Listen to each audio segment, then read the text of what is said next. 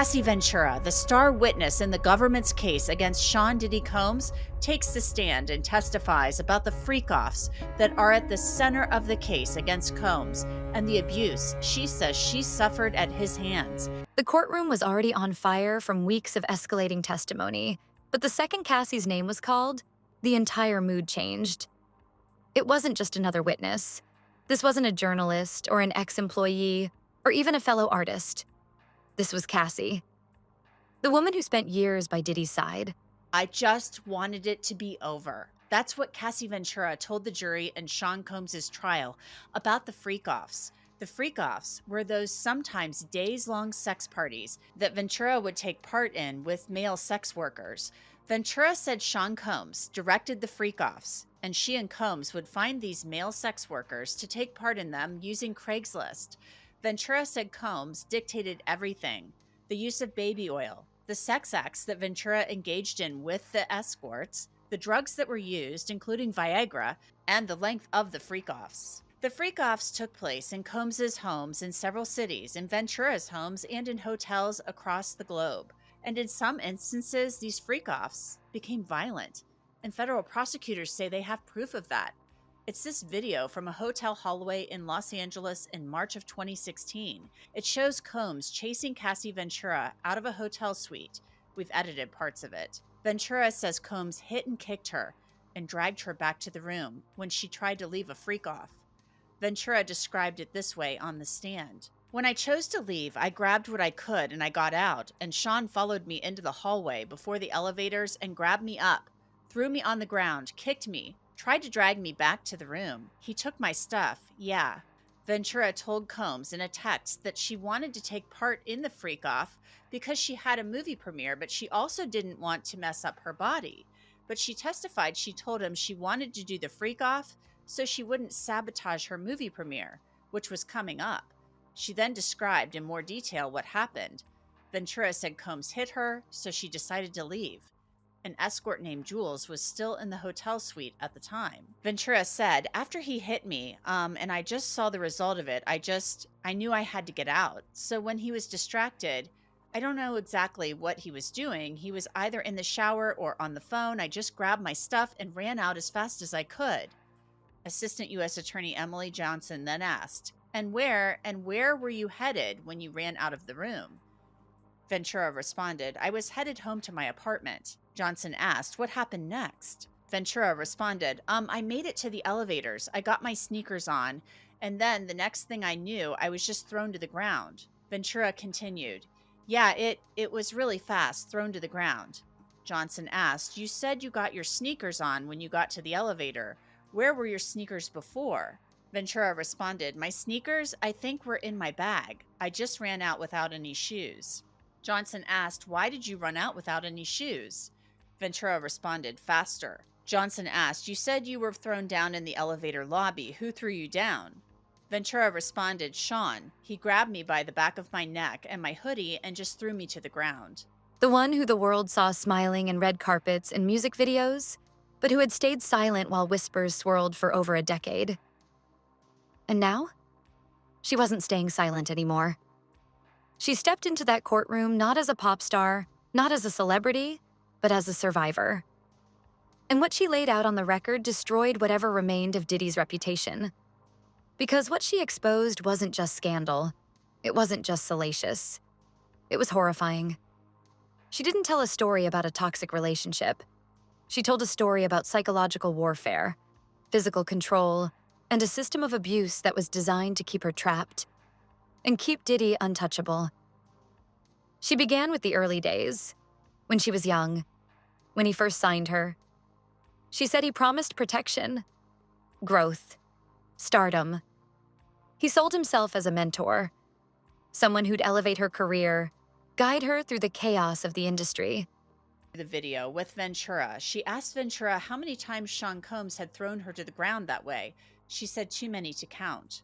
Throughout the freak-offs, Cassie said there were sessions. In between the sessions, she and Combs would take more drugs, and she said there were times she suffered side effects from the drugs, and she admits she would often take them just to cope. Johnson asked, "How often would you get sick from taking MDMA or ecstasy?" Ventura responded, almost every time, like before the actual high hit, I would feel like vomiting. It was usually like a normal thing. Johnson asked, would you vomit or would you just feel nauseous? Ventura responded, I would actually vomit, yeah. Johnson asked, did Sean know about the effects that ecstasy and MDMA had on you? Ventura responded, yeah. Johnson asked, how? Ventura responded, because he would see me in the bathroom or I would tell him so he would just know.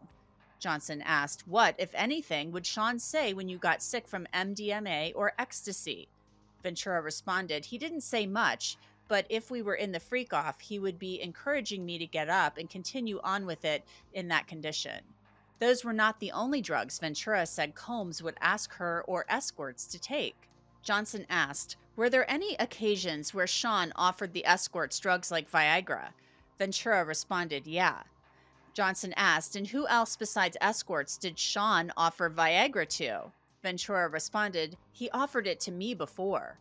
Johnson asked, and what did he say about you taking Viagra? Ventura responded that it has the same effect on women, just sensitivity. Johnson asked, do you take the Viagra that he offered you? Ventura responded, I did. Johnson asked, and how did you feel? Ventura responded, sensitive and engorged. Johnson asked, did you want to take the Viagra? Ventura responded, no. I thought, no, I didn't. Johnson asked, when escorts were having trouble getting erect, what, if anything, did you observe affected their inability to get erect? Ventura said, like I said before, just the distraction of seeing Sean move around, maybe just hearing his voice. Ventura said the freak-offs were carefully choreographed, with Combs dictating how they unfolded. Johnson asked, how would you know when to make that move? Ventura responded, I would just do it and hope that it would be accepted timing-wise, or he told. Johnson asked, who would tell you? Sean would tell me.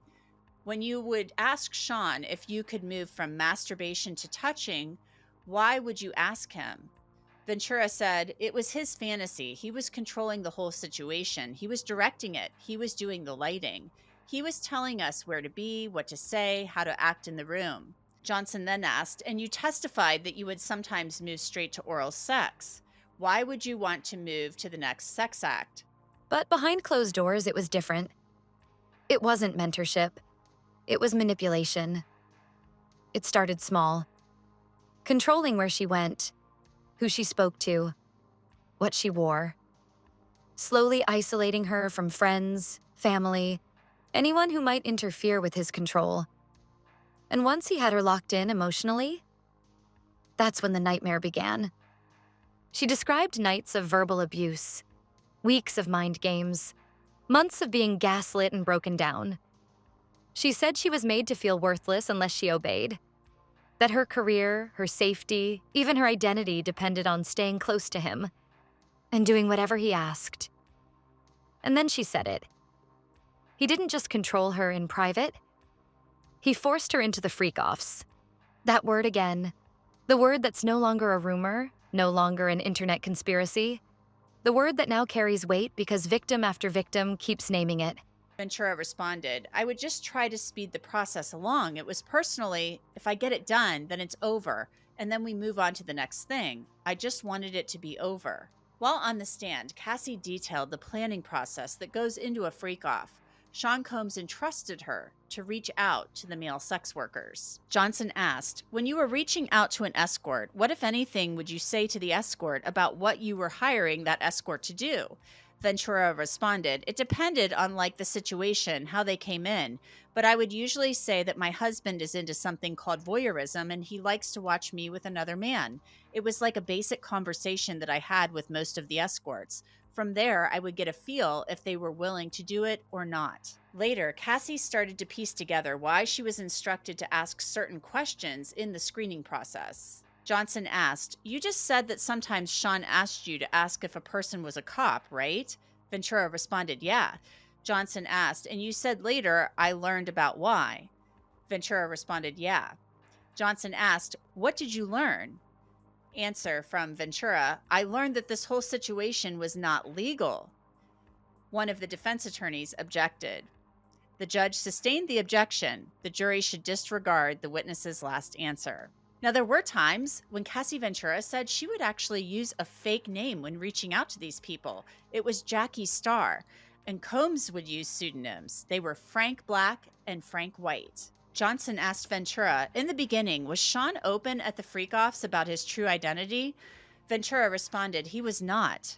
Johnson asked, how, if at all, did he disguise his identity?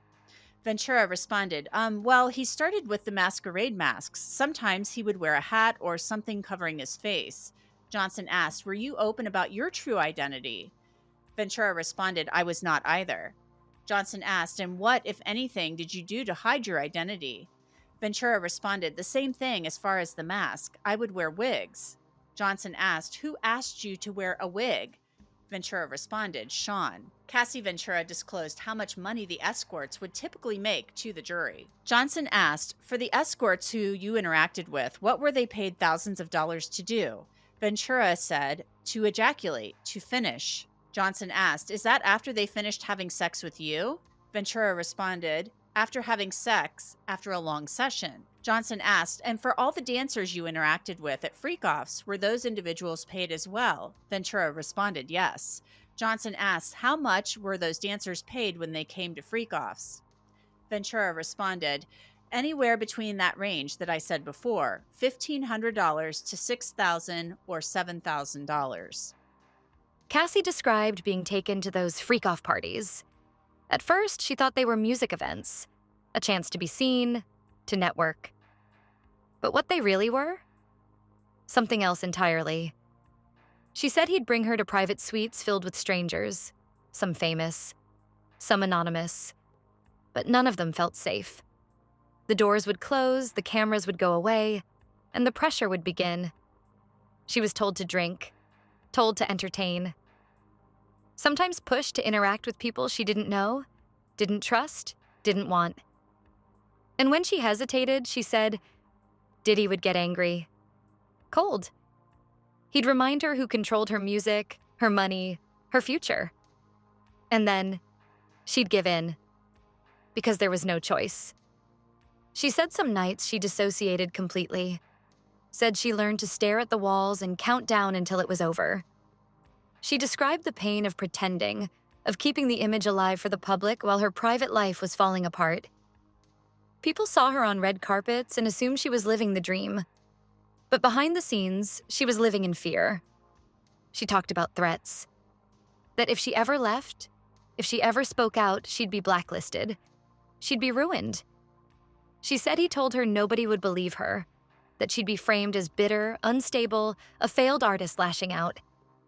And for years, she believed him. Because the power he held wasn't just financial. It was psychological.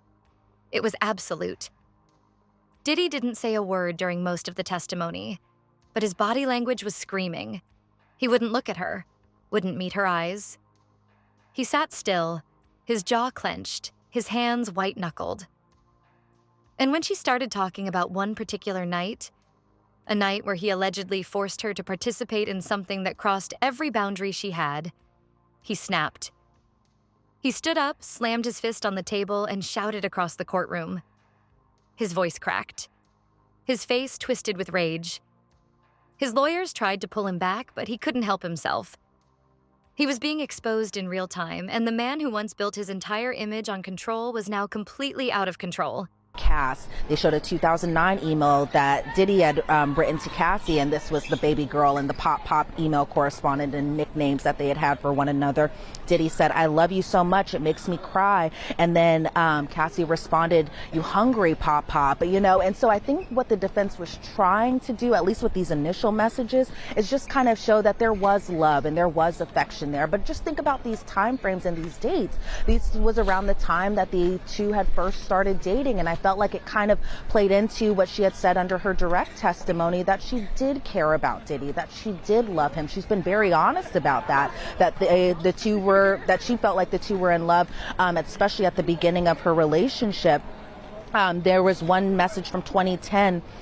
Cassie wrote, "Going to sleep, so tomorrow will be faster," and kind of saying, "Tomorrow will be faster, so I can see you soon." Diddy responded, "I love you so much. I never knew it could be like this." Cassie responded, "I'm so happy. We're so in love." There was another message, this one from the year prior. Cassie saying, "I love you so much. It made me feel like I can't wait until we just don't care anymore." And Cassie was pretty much saying that this was because she wanted to be open about the relationship, because the defense was trying to point out that Cassie and Diddy, for about a 2-year period, they weren't as open with their relationship, and that Cassie essentially just wanted to be public. Again, something that kind of corroborated her under direct testimony, where she said that she just, was in love with him and just wanted to be with him at all points, all the time. A lot of just "I love you" back and forth, again, just kind of trying to establish that these two were in love, that it wasn't forced or fraud or coerced or anything like that. Then we get to a message around August 5th of 2009. Diddy asked, "When do you want to freak off?" Cassie said, "I'm ready to freak off, LOL." Diddy responded, "You tell me the date, you choose." And then I'm paraphrasing right here. She had responded, "I feel like a Friday would be best." Diddy responded, also paraphrasing here, "Friday it is. Maybe we can get Jules here." Jules was an escort that they had used very often in their freak offs, according to her testimony. He was brought up a number of times, and notably he was the escort that was inside that hotel room during the 2016 Intercontinental Hotel incident. There were other messages that went into, Diddy had a subject line that said, "What are you thinking about?" And then Cassie responded in a very kind of sexually explicit way that I'm not going to repeat on air. You could definitely feel like I was kind of peeking into what their history was like, especially in those intimate moments, and how the two would correspond about wanting to be with each other in an intimate way. And so a lot of those messages were displayed in front of the jury. The jury saw them. Us in the gallery, we saw these messages as well. The judge ordered silence, threatened him with removal, but everyone had already seen it. The outburst only confirmed what Cassie was saying, that beneath the calm, calculated exterior was a man built on dominance, fear, and desperation. Cassie didn't cry. She didn't shake. She spoke like someone who had waited years for this moment. Her words were steady, but the pain behind them was unmistakable. This wasn't for sympathy. This wasn't revenge. This was liberation. She said she stayed silent because she was afraid. But seeing other survivors step forward, watching the lies start to crack, she realized it was time.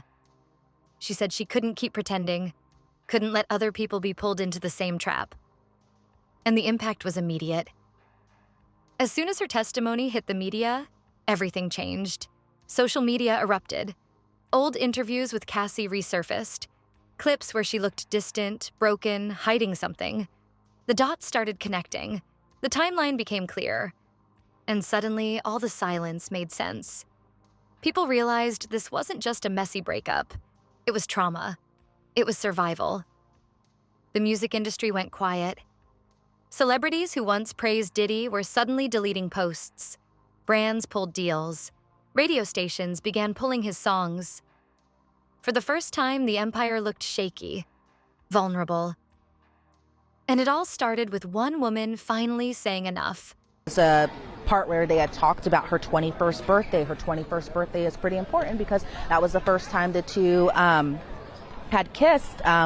That's the first time that she had kissed Diddy, because remember, she had met him 2 years prior to that time. She said that this was again at her birthday. Big names, like a name that we had seen in the People and Places list from jury selection. Dallas Austin was at her that birthday party. Britney Spears was at that birthday party, and they were all brought by Diddy. She was asked about her financial situation around that time, and she said essentially she was doing well. She was, modeling. She was doing other things, and then they kind of touched base a little bit about her prior relationship even before Diddy, and that was with a producer named Ryan Leslie.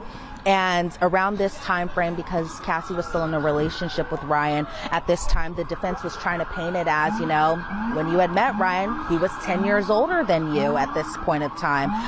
And I had kind of looked it up. Diddy and Ryan Leslie aren't necessarily close in age. I think Ryan Leslie's still in his mid-40s, whereas Diddy's in his mid-50s. So there's a little bit there, but I could kind of see where the defense was trying to go and try to paint it as that you kind of get with older producers, with older men that could possibly kind of help you with your career. Then we saw an email from 2007 where Cassie had wrote, we really had 1 week of each other just together, and I can say it's been the best and the worst. The defense asked her about her relationship. Cassie's testimony is already being called the most powerful moment of the trial. Not because it shocked people, but because it confirmed what many feared to be true. That the man behind the fortune, behind the mogul image, was hiding something monstrous. That the freak-offs weren't just rumors, they were mechanisms of control. That behind the private jets and luxury parties was a system built to exploit. This wasn't just about Diddy abusing power. It was about him weaponizing it, turning it into a prison for the people closest to him. And Cassie? She was supposed to be the face of his brand, the star he created. Instead, she became the voice that shattered the illusion. More witnesses are coming. More stories are surfacing. But what Cassie did opened a door that can't be closed. Her voice gave power to every person who was too scared to speak. Every artist who thought they had to sell their soul to survive. And now, the entire game is changing. Diddy may still have money, may still have lawyers, but he no longer has the narrative. The world is watching now, and the truth isn't going away. Because when the person you controlled for years finally turns around and tells the world what really happened, there's no defense strong enough to survive that. And for Diddy, that defense just collapsed.